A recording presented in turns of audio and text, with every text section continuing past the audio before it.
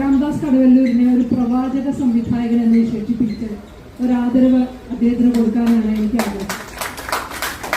കാരണം നമുക്കറിയാം, അനാദികാലം മുതൽ 2018 19 അല്ല 2024 വരേക്കുള്ള നമ്മുടെ സമൂഹത്തിൽ നിലനിൽക്കുന്ന ചലച്ചിത്ര മേഖലയിൽ ഇന്ന് നടക്കുന്ന അപജയങ്ങൾ കണ്ടു കഴിഞ്ഞാൽ നമ്മൾ തന്നെ ചോദിച്ചു പോകും, കലയും സാഹിത്യവും ഒക്കെ സംസ്കാരത്തിന് വേണ്ടിയായിരുന്നു എന്നുള്ളത്.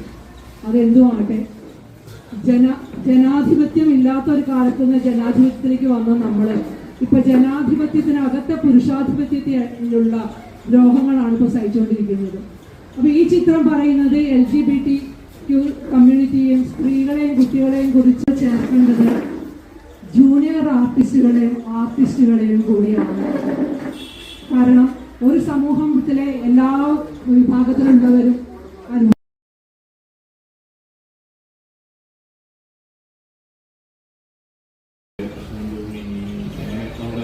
ആ സമരത്തിന്റെ പ്രൊട്ടസ്റ്റിന്റെ ഭാഗമായ ആളുകൾ എല്ലാവരും ഉണ്ട്. ഒരുപാട് പേരുണ്ട്, എല്ലാവരും വന്നു. അതിലുള്ള സന്തോഷമുണ്ട്. ഈ ഡോക്യുമെന്ററി എന്നുള്ള എനിക്ക് ബേസിക്കലി പറയാനുണ്ട്. അതുകൊണ്ടാണ് നമ്മൾ ഈ പറയാനുള്ള വിഷയങ്ങൾ ഡോക്യുമെന്ററി ആയിട്ട് തന്നെ നേരിട്ടുള്ള ലൈവ് വിഷ്വൽസ് ആയിട്ട് തന്നെ ചെയ്യാൻ വിചാരിച്ചത്.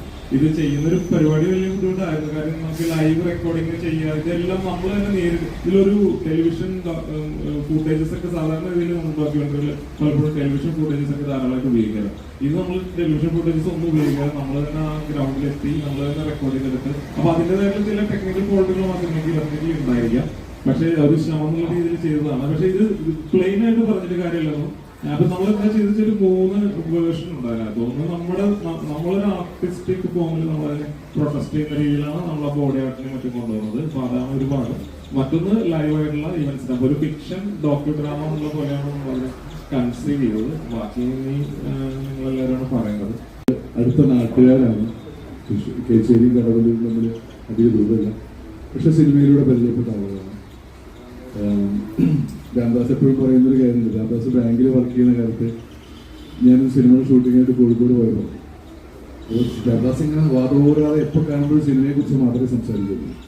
അപ്പോൾ ഞാൻ പറഞ്ഞു, അപ്പോൾ ചില്ലിക്കൂട്ടിൽ നിന്നിട്ട് സംസാരിക്കും. ഞാൻ പറഞ്ഞു, രാംദാസെ എനിക്ക് സിനിമ അറിയാം, സിനിമയെക്കുറിച്ച് നല്ല ധാരണയുണ്ട്, സിനിമയിൽ പ്രവേശിക്കുന്ന ആഗ്രഹമുണ്ട്. പക്ഷെ നീ ഇരിക്കുന്നത് ഈ ചില്ലിക്കൂട്ടിലാണ്, ഇത് പൊളിക്കാതെ നിനക്ക് സിനിമയിലേക്ക് പ്രവേശനമുണ്ട്. അങ്ങനെ പൊളിച്ച് ഇപ്പോൾ സിനിമയിലേക്ക് വന്നതാണ്. ബാങ്കിലൊക്കെ ഉദ്യോഗ അവസാനിപ്പിച്ച് DRS എടുത്ത് അദ്ദേഹം ഫുൾ ടൈം സിനിമാ പ്രവർത്തകനായി മാറിയിരിക്കുകയാണ്. എനിക്ക് സത്യത്തിൽ വലിയ അഭിമാനം തോന്നുന്നുണ്ട്. കാരണം ഇങ്ങനൊരു ഡോക്യുമെന്ററിക്ക് വേണ്ടി എത്ര കാലമാണ് അദ്ദേഹം ചെലവഴിച്ചു എന്നുള്ളതാണ്. അതിൻ്റെ പിറകെ നടക്കുക, അതെവിടൊക്കെ ഇത്തരം കൂട്ടായ്മകളുണ്ട്, ഇത്തരം ആളുകൾ സംഘടിക്കുന്നത് തിരിച്ചറിയുന്നുണ്ട്, അതുമായിട്ട് ബന്ധപ്പെട്ടുള്ള ആളുകളുടെ പിറകെ പോവുക, അതിനു വേണ്ടിയുള്ളൊരു ജേണി, അതാണ് എന്നെ ഏറ്റവും സന്തോഷിപ്പിക്കുന്നത്. കാരണം ഒരു മനുഷ്യൻ കമേഴ്ഷ്യൽ ഒരു ഹിറ്റ് തിയേറ്ററിൽ വന്ന് ഹിറ്റടിക്കാവുന്ന ഒരു സിനിമയ്ക്ക് വേണ്ടിയിട്ടല്ല, ആളുകളുടെ പ്രശ്നം അഡ്രസ്സ് ചെയ്യാൻ വേണ്ടി അതിൻ്റെ പിറകെ സഞ്ചരിക്കുക ഒരു വലിയ കാര്യമാണ്. പ്രത്യേകിച്ച് ഈ കാലഘട്ടത്തിൽ ഇന്നത്തെ അവസ്ഥയിൽ ഈ ഡോക്യുമെന്ററിക്ക് വലിയ പ്രാധാന്യമുണ്ട് എന്ന് വിശ്വസിക്കുന്നതാണ്.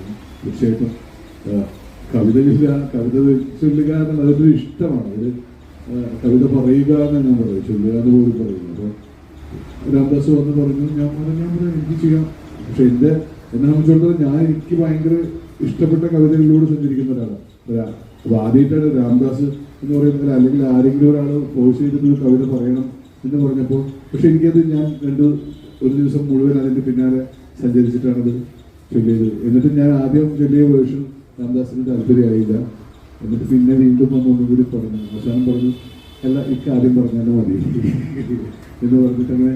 അപ്പോൾ എന്തായാലും നിങ്ങളെല്ലാവരും ഇതിൻ്റെ ഭാഗമായതിലുള്ള സന്തോഷം കൂടി അറിയിച്ചുകൊണ്ട് താങ്ക് യു. കണക്ഷൻ ശരിക്കും വർക്ക് ചെയ്യുന്നുണ്ട് എന്നാണ് എനിക്ക് ഫീൽ ചെയ്തത്. കാരണം എനിക്കൊന്ന് ഈ സിനിമ മാക്സിമം പ്രദർശിപ്പിക്കപ്പെടേണ്ട ഒരു കാലഘട്ടമാണ് ഇതെന്ന് തോന്നി. പിന്നെ ഈ പാട്ടുകളൊക്കെ എക്സ്ട്രാക്ട് ചെയ്ത് യൂട്യൂബിലൊക്കെ വരേണ്ട സമയമാണെന്ന് തോന്നുന്നു.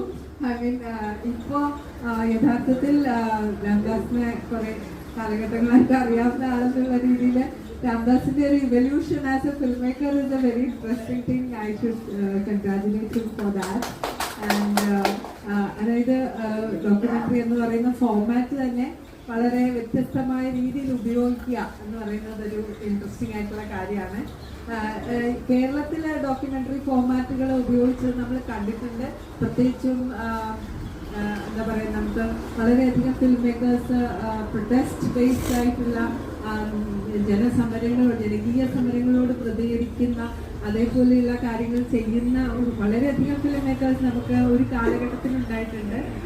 കെ പി ശശി, അങ്ങനെ വളരെ വ്യത്യസ്തരായിട്ടുള്ള ഫിലിം മേക്കേഴ്സ്, ബാബുരാജ്, അങ്ങനെ പലരും, ശരത്ചന്ദ്രൻ, ഇവരൊക്കെ ഉണ്ടായിട്ടുണ്ട്. പക്ഷെ അതിനുശേഷം ഒരു പ്രത്യേക കാലഘട്ടത്തിന് ശേഷം നമ്മൾ രാംദാസിനെ പോലെ ഉള്ള ഫിലിം മേക്കേഴ്സിന്റെ ഫിലിം കാണുമ്പോൾ ആ ഇവല്യൂഷൻ നമുക്ക് ശരിക്കും വളരെ രസകരമായിട്ടുള്ള ഒരു ട്രജക്ടറി നമുക്ക് കാണാൻ സാധിക്കുന്നുണ്ട്, which is very interesting thing.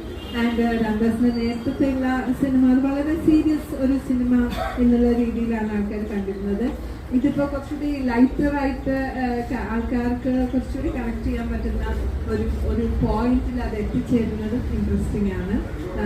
എനിക്ക് തോന്നുന്നു യങ്ങറായിട്ടുള്ള ഫിലിം മേക്കേഴ്സ്, അതുപോലെ തന്നെ ഇപ്പോൾ എല്ലാവരും ഫിലിം മേക്കേഴ്സ് ആണല്ലോ, എല്ലാവരും അവരുടേതായ രീതിയിൽ ഫിലിംസ് ഉണ്ടാക്കുന്നത് നമുക്ക് കാണാൻ സാധിക്കുന്നുണ്ട്. അതുകൊണ്ട് തന്നെയാണ് ഇന്നത്തെ ഈ കാലാവസ്ഥ വളരെ ഇൻട്രസ്റ്റിംഗ് ആയിട്ടുള്ളത്. വളരെ പോയിഗ്നന്റ് ആണ് ഒരു പ്രത്യേക തലത്തിൽ ഈ കാര്യങ്ങൾ പറയാൻ സാധിക്കുക എന്ന് പറയുന്നത്. പ്രത്യേകിച്ചും ബോഡി പൊളിറ്റിക് എന്ന് പറയുന്ന ആ ആശയത്തോട് ആ ഒരു ഇൻട്രൊഡക്ഷനാണ് എനിക്ക് തോന്നുന്നത്. ആ സിനിമ ഒരു ഇൻട്രൊഡക്ഷൻ പോലെയാണ് വർക്ക് ചെയ്യുന്നത്. അതായത് വളരെ എന്താണ് ശരീരവുമായിട്ടുള്ള ഒരു താദാത്മ്യത്തിൽ പ്രവർത്തിക്കുന്ന, അല്ലെങ്കിൽ താദാത്മ്യത്തിൽ സ്വന്തം ശരീരങ്ങളെ പ്രദർശിപ്പിക്കാൻ സാധിക്കുന്ന സ്ത്രീകളും പുരുഷന്മാരും ഉണ്ടാവുക എന്ന് പറയുന്നത് നമ്മുടെ സമൂഹത്തിന്റെ വളരെ പ്രധാനപ്പെട്ട ഒരു ആവശ്യമാണ് ഇന്നത്തെ കാലഘട്ടത്തിൽ. എന്താണ് വയലൻസ്? ഇനീക്വാളിറ്റിയിൽ നിന്നാണ് നമ്മൾ വയലൻസ് ഉണ്ടാവുന്നത്. അപ്പോൾ ഈ വയലൻസിനെ എങ്ങനെയാണ് നമുക്ക് പ്രതിരോധിക്കാൻ സാധിക്കുക? ഇനീക്വാളിറ്റിയെ കുറിച്ച് സംസാരിച്ചിട്ടും ഇനീക്വാളിറ്റിയിൽ നിന്ന് എങ്ങനെയാണ് നമുക്ക് ഒരു സമൂഹമായിട്ട് പുറത്തു വരാൻ സാധിക്കുന്നത് എങ്ങനെയാണെന്നുള്ളത് തീർച്ചയായിട്ടും ബോഡിയെ കുറിച്ച് സംസാരിച്ചുകൊണ്ട് തന്നെ മാത്രമേ അത് സാധിക്കുകയുള്ളൂ. അതുകൊണ്ട് വീണ്ടും കാര്യമായിട്ട് പറയേണ്ട കാര്യങ്ങൾ പറയുക എന്ന് പറയുന്ന ഒരു ഉദ്യമം ഏറ്റെടുത്തതിന് സംവിധായകനെ അഭിനന്ദിക്കുന്നു. അപ്പോൾ ആ ഒരു വർഷ പറഞ്ഞതുപോലെ ഒരു കുറച്ചുകൂടി ഒരു പോപ്പുലർ രീതി എന്നുള്ള രീതി, അല്ലെങ്കിൽ അത്ര നമുക്ക് പെട്ടെന്ന് ചില ആൾക്കാർ പറയുന്നത് പോലെ നമുക്ക് ഡോക്യുമെന്ററീസ് എന്ന് പറയുന്നാൽ നമ്മൾ ഫാക്ട്സ്, റിയാലിറ്റി, അതിൻ്റെ ഒരു ഹാർഷ് ആയിട്ടുള്ള കാര്യങ്ങൾ എന്നൊക്കെ പറയുമ്പോഴത്തേക്ക് ചിലപ്പോൾ നമ്മൾ ബോറടിക്കുമോ അല്ലെങ്കിൽ നമുക്ക് മടുക്കുമോ എന്നുള്ളൊരു അതിൽ നിന്ന് മാറി അങ്ങനെ ഒരു അപ്രോച്ച് ഉണ്ടല്ലോ, പലതരത്തിൽ ഡോക്യുമെന്ററികൾ എടുക്കാമല്ലോ. അപ്പം അത്തരത്തിൽ ഒരു പോപ്പുലർ രീതിയും കൂടി ഇൻവോൾവ് ചെയ്തത് രസകരമായിട്ട് തോന്നി. പക്ഷെ അതേസമയം തന്നെ എനിക്ക് ഈ ഒരു നറേറ്റീവ് ഉണ്ടല്ലോ, ഈ ഒരു ഹിസ്റ്റോറിക്കൽ മൊമെന്റ്സ് എന്ന് പറയുമ്പോഴത്തേക്ക് അതിനെ അഡ്രസ് ചെയ്യുന്ന ആൾക്കാർ അതിനകത്ത് തന്നെ ഉണ്ട്. ഈ ഒരു ഡോക്യുമെന്ററി പ്രദർശനം പറയുമ്പോൾ കുറേ അകലെയൊക്കെ ആയതുകൊണ്ട് ഇവിടെ എത്താൻ പറ്റിയിട്ടുണ്ടായിരുന്നില്ല. അപ്പോൾ ഇന്നിവിടെ എറണാകുളത്താണെന്ന് പറഞ്ഞപ്പോഴാണ് ഞാനിവിടെ വന്നത്. പ്യുവർ രാഷ്ട്രീയം മാത്രമല്ല, ബോഡി ആർട്ട്, അതുപോലെ തന്നെ സ്ത്രീപക്ഷ രാഷ്ട്രീയവും, അങ്ങനെ പല മേഖലകളിലുള്ള വിഷയങ്ങളെ കൂട്ടിച്ചേർത്തുകൊണ്ടാണ് നമ്മളിപ്പോൾ ഈ ഡോക്യുമെന്ററികൾ കാണാൻ ഇടയായത്. അപ്പോൾ എനിക്ക് പറയാനുള്ള കാര്യം എന്ന് പറയുമ്പോൾ വാളയാറിലെ കേസിനെ കുറിച്ച് 3-4 തവണ അതിൻ്റെ വിഷ്വൽസ് കാണിക്കുന്നുണ്ടെങ്കിൽ പോലും അതിൻ്റെ പുറകിലുള്ള ചില ചതികൾ അത് നമ്മൾ അഡ്രസ്സ് ചെയ്യുന്നുണ്ടോ എന്നുള്ള കാര്യം എനിക്കറിയില്ല. ഇപ്പോൾ വളയാറിലെ വിഷയവുമായിട്ട് ബന്ധപ്പെട്ട് ആ കുട്ടികൾ സ്വയം ആത്മഹത്യ ചെയ്തതാണ് എന്ന് പറയുന്ന സമയത്ത് അങ്ങനെ ഒരു റിപ്പോർട്ട് കൊടുത്തിട്ടുള്ള SI സോജന് ഇവിടുത്തെ ഗവൺമെൻറ് പ്രമോഷൻ കൊടുക്കുകയാണ് ചെയ്തിരിക്കുന്നത്. അപ്പോൾ അതൊക്കെ നമ്മൾ എന്താ പറയുക, അത്തരം അതായത് നീതി കിട്ടേണ്ട ഇടങ്ങളിൽ തന്നെ ഏറ്റവും ചതിക്കും കള്ളത്തരത്തിനും കൂട്ടു നിൽക്കുന്ന ഇത്രയും പോലീസ് ഉദ്യോഗസ്ഥർക്ക് അതിനുള്ള സാഹചര്യം, അങ്ങനെ പറയാനും അത്ര ധൈര്യപൂർവ്വം അത് ചെയ്യാനുള്ള സാഹചര്യം ഇവിടുത്തെ ഗവൺമെൻറ്റാണ് അതിന് റീസൺ അല്ലെങ്കിൽ മറുപടി പറയേണ്ടത്. അപ്പോൾ അത്രയും കാര്യങ്ങൾ കൂടി നമ്മുടെ ഒരു ശ്രദ്ധയിലേക്ക് കൊണ്ടുവന്ന് എല്ലാവരും ഒറ്റക്കെട്ടായി നിന്നുകൊണ്ട് തന്നെ മുന്നോട്ട് പോകണം എന്ന ആഗ്രഹത്തോട് നിർത്തുന്നു. വാല് പോയി മാത്രം അത് ജീവിക്കുന്നതിന് അർത്ഥമില്ല എന്ന് ബോധ്യപ്പെടുത്തുന്ന സംവിധായകന് എല്ലാവിധ അഭിനന്ദനങ്ങളും.